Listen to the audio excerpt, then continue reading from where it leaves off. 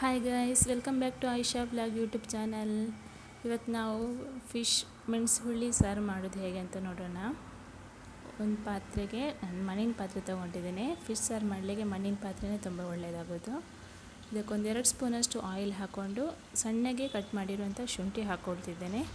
ಇದನ್ನು ಚೆನ್ನಾಗಿ ಆಯಿಲಲ್ಲಿ ಫ್ರೈ ಮಾಡ್ಕೊಳ್ಳೋಣ. ಕರಿಬೇವು ಸೊಪ್ಪಿದ್ದು ಅದನ್ನು ಹಾಕ್ಕೊಳ್ಬೋದು, ಅದು ತುಂಬಾ ಚೆನ್ನಾಗಿ ಬರುತ್ತೆ. ಈಗ ಇದಕ್ಕೆ ಒಂದು ಫುಲ್ ಈರುಳ್ಳಿಯನ್ನು ಕಟ್ ಮಾಡಿ ಹಾಕ್ಕೊಳ್ತಿದ್ದೇನೆ. ನಾನೊಂದು ದೊಡ್ಡ ಈರುಳ್ಳಿ ತೊಗೊಂಡಿದ್ದೀನಿ. ಸಣ್ಣದಾಗಿದ್ದರೆ 2 ಈರುಳ್ಳಿ ತೊಗೊಳ್ಳಿ. ಒಂದು ಚೆನ್ನಾಗಿ ಕಟ್ ಮಾಡಿ ಒಳ್ಳೆ ಫ್ರೈ ಮಾಡ್ಕೊಳ್ಬೇಕು. ಕಂದು ಬಣ್ಣ ಬರೋವರೆಗೂ ಫ್ರೈ ಮಾಡ್ಕೊಳ್ಬೇಕು. ಈಗ ಇದಕ್ಕೆ ಒಂದು ಕಾಯಿ ಮೆಣಸು ಮತ್ತು 1 ಟೊಮೆಟೊ, 1 ಸ್ಪೂನಷ್ಟು ಹಳದಿ, 1 ಸ್ಪೂನಷ್ಟು ಉಪ್ಪು ಹಾಕ್ಕೊಳ್ತಿದ್ದೇನೆ. ಟೊಮೆಟೊ ಜೊತೆನೇ ಹಳದಿ ಮತ್ತು ಉಪ್ಪು ಹಾಕಿದರೆ ಟೊಮೆಟೊ ಬೇಗನೆ ಬೇಯುತ್ತೆ ಮತ್ತು ಹಳದಿ ವಾಸನೆ ಕೂಡ ಹೋಗುತ್ತೆ. ಇದನ್ನು ಚೆನ್ನಾಗಿ ಫ್ರೈ ಮಾಡ್ಕೊಳ್ಳೋಣ. ಟೊಮೆಟೊ ಬೇಗನೆ ಬೇಯುತ್ತೆ ಫ್ರೆಂಡ್ಸ್, ತುಂಬ ಹೊತ್ತೇನೂ ಆಗೋದಿಲ್ಲ. ಈಗ ಇದಕ್ಕೆ ನಾವು ಮನೆಯಲ್ಲೇ ರುಬ್ಕೊಂಡಿರೋವಂಥ ಹುಳಿ ಮೆಣಸು ಪೇಸ್ಟನ್ನು ಹಾಕ್ಕೊಳ್ಳೋಣ. ಯಾವುದೇ ರೀತಿ ಅಂಗಡಿಯಿಂದ ತಂದಿರೋಂಥ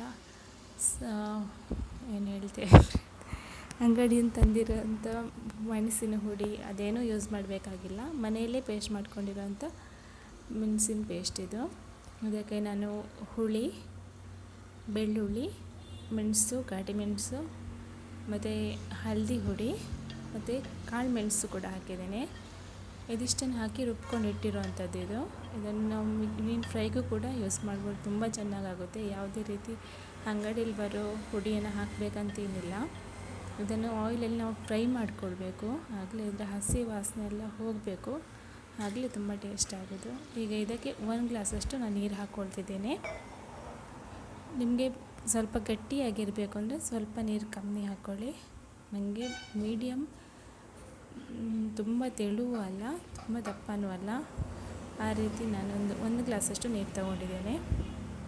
ಮತ್ತು ಉಪ್ಪು ನೀವು ಫಸ್ಟೇ ಹಾಕ್ಕೊಂಡಿರ್ತೀರಲ್ಲ, ಮತ್ತು ಬೇಕಾದರೆ ಟೇಸ್ಟ್ ನೋಡಿ ಹಾಕ್ಕೊಳ್ಳಿ.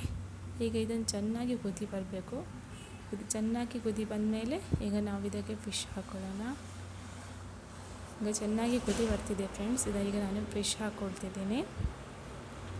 ಫಿಶ್ ಹಾಕಿದ ಮೇಲೆ ಜಾಸ್ತಿ ಸ್ಪೂನ್ ಹಾಕಿ ಏನೋ ಅಲುಗಾಡಿಸೋಕೆ ಹೋಗಬೇಡಿ. ಇದು ಚೆನ್ನಾಗಿ ಇದು ಮೀನು ಬೇಯೋವರೆಗೂ ಕುದಿ ಬರಬೇಕು. ಹುಳಿ ಖಾರ ಎಲ್ಲ ಸೆಟ್ ಆಗಬೇಕು ಮೀನಿಗೆ, ಚೆನ್ನಾಗಿ ಕುದಿ ಬರಬೇಕದು. ಈಗ ಚೆನ್ನಾಗಿ ಕುದಿ ಬಂದಮೇಲೆ ಕೊತ್ತಂಬರಿ ಸೊಪ್ಪಿದ್ರೆ ಹಾಕ್ಕೊಳ್ಳಿ. ನಾನಿಲ್ಲಿ ಲಾಸ್ಟಿಗೆ ಹಾಕ್ಕೊಂಡಿದ್ದೀನಿ, ನನಗೆ ವಿಡಿಯೋ ಮಾಡುವಾಗ ನೆನಪಿಲ್ಲದೆ ನಾನು ಹಾಕಿಬಿಟ್ಟಾಗಿತ್ತು. ಚೆನ್ನಾಗಿ ಕುದಿ ಬರಲಿ ಫ್ರೆಂಡ್ಸ್. ಚೆನ್ನಾಗಿ ಕುದಿ ಬಂದಮೇಲೆ ಲಾಸ್ಟಲ್ಲಿ ಎಂಡಲ್ಲಿ ಕೊತ್ತಂಬರಿ ಸೊಪ್ಪು ಹಾಕ್ಕೊಳ್ಳೋಣ. ಈಗ ನೀವೇ ನೋಡ್ತಿದ್ರಿ ಚೆನ್ನಾಗಿ ಕುದಿ ಬರ್ತಿದೆ. ಈಗ ನಮ್ಮದು ಹುಳಿ ಮೆಣಸು ಸಾರು ರೆಡಿಯಾಗಿದೆ. ನಿಮಗೆ ಈ ವಿಡಿಯೋ ಇಷ್ಟ ಆಗಿದ್ದರೆ ಲೈಕ್ ಮಾಡಿ, ಸಬ್ಸ್ಕ್ರೈಬ್ ಮಾಡಿ, ನಗ್ತಾಯಿರಿ, ಹೆಲ್ದಿಯಾಗಿರಿ. ಬಾಯ್.